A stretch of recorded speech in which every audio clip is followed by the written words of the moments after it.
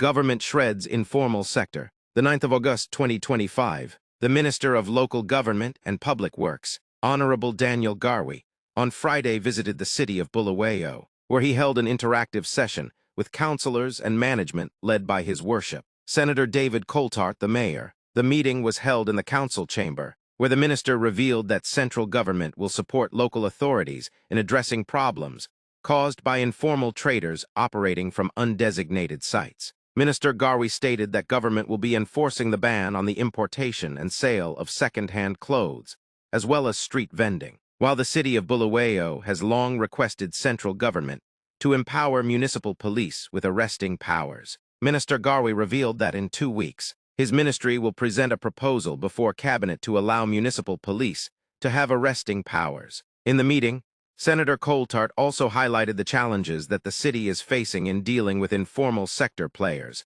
and appealed for support from law enforcement agents in bringing order to the city. Like, share, and subscribe to Zim News, Live YTS for the latest political developments.